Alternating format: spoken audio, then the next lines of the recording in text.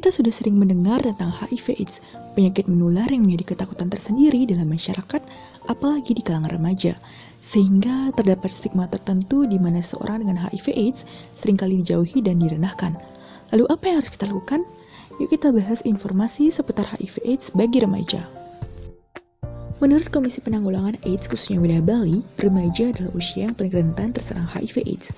Remaja memiliki rasa keingintahuan yang tinggi karena secara psikologis sangat labil sehingga mudah terpengaruh hal-hal yang berbau negatif seperti narkoba maupun seks bebas. Maka dari itu, kita bisa menjadi agen untuk menyosialisasikan dan mengedukasi masyarakat terkait HIV/AIDS.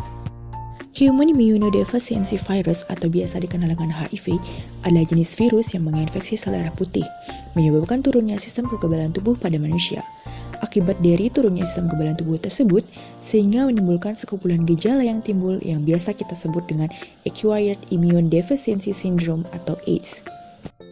Prinsip dari terapi pengobatan ini diperlukan di mana dengan mengkonsumsi obat-obatan yang disertai dengan menjaga pola makan akan menurunkan jumlah virus pada penderita HIV agar tidak masuk ke stadium AIDS dan mencegah terjadinya infeksi serta komplikasi pada seseorang yang sudah penderita stadium AIDS.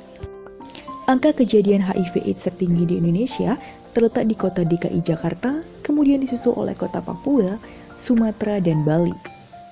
HIV dapat ditularkan dari seorang ibu ke anaknya selama kehamilan dan menyusui, penggunaan alat-alat yang tidak steril, berhubungan intim tanpa pengaman, kecanduan obat-obatan terlarang, serta transfusi darah dari orang yang terinfeksi.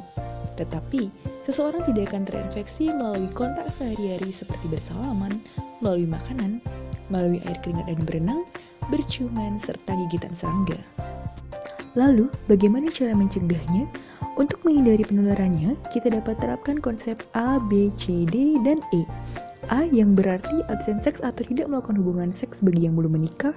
B, bersikap saling setia kepada satu pasangan seks. C, cegah penularan HIV melalui hubungan seksual dengan menggunakan kondom.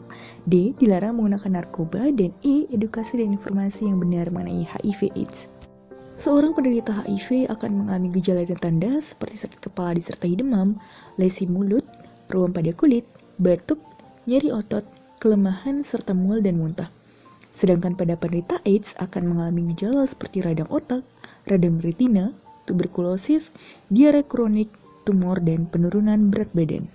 Apabila mengalami gejala dan tanda HIV/AIDS, beberapa tindakan pengobatan yang perlu dilakukan untuk mengobati gejala tersebut, seperti mengalami penurunan berat badan, kita dapat berkonsultasi dengan ahli gizi, membentuk massa otot, mengkonsumsi suplemen protein tinggi, serta mengobati infeksi yang menyebabkan diare.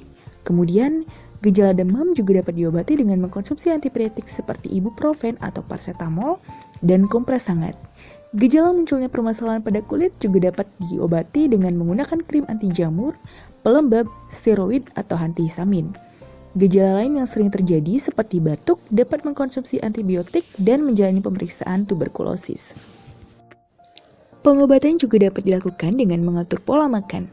Apabila mengalami pengurangan nafsu makan, maka dapat dilakukan dengan cara mengkonsumsi makanan kesukaan, memakan makanan dalam jumlah kecil setiap 2 hingga 3 jam, dan melakukan jalan pendek atau latihan.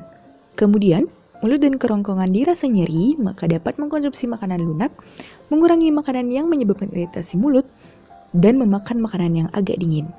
Munculnya kondisi mual dan muntah, lakukan dengan mengkonsumsi cracker, roti bakar, atau sereal kering di pagi hari, kurangi makanan berlemak dan makanan manis, serta dianjurkan untuk minum teh, jahe, atau mint. Apabila mengalami diare, maka konsumsilah buah pisang atau apel dan beras, serta mengurangi makanan berlemak dan makanan tinggi serat. Sekian yang dapat disampaikan.